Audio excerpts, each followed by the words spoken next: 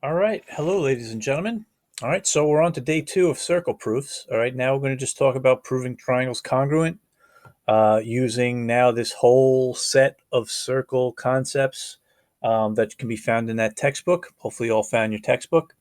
Um, but really, nothing new here. It's just a different set of information that we can use to use the same five congruent triangle methods that we were using before. All right, so I'm going to go through the first couple of examples here. There's five in this document. Okay, so I'll go through the first two, and then I'll have you finish the three at the end for homework. Okay, so looking at number one. All right, so we're told that OZ is perpendicular XY. Okay, so we know that one and two are right angles, which makes the two triangles right triangles, which means we're going to be able to use hypotenuse leg. Okay, OZ is congruent to OZ because of reflexive. Okay, and OX and OY are congruent to each other. Okay, segments.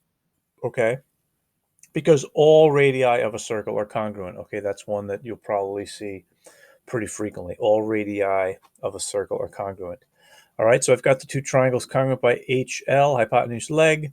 Okay, so 3 is congruent to 4 by CPCTC. And finally, OZ bisects XOY by definition of angle bisector. So pretty straightforward. Again, it's just using the circle concepts for your reasons and your statements. Okay, so number two is going to use another concept that we talked about that we haven't seen yet in any of the examples or the homework from yesterday. But it is on page 379. Okay, so diameter TG bisects chord SD. Okay, that's my given.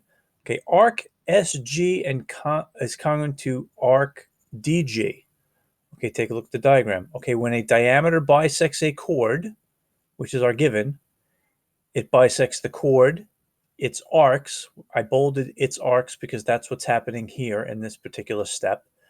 And its inscribed angles. Okay, and that can be found on, let's see, it's page 379. Diameter perpendicular to a chord is theorem 13.5. If you take a look at that one. That one kind of leaves out the inscribed angles, but I put it there because we're going to use it later. And it's also true. It just doesn't happen to be listed on page 379. It's something we talked about. Okay, so next, chord SG and DG. SG and DG must be congruent. If their arcs are congruent, the chords are congruent. Congruent arcs have congruent chords.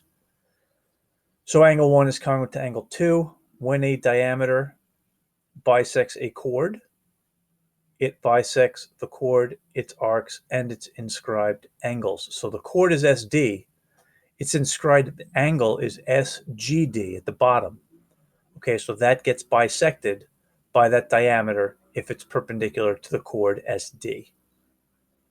Okay, so on a diameter okay, so next, chord TG is congruent to chord TG by reflexive, and I've got those two big triangles now congruent to each other by side angle side.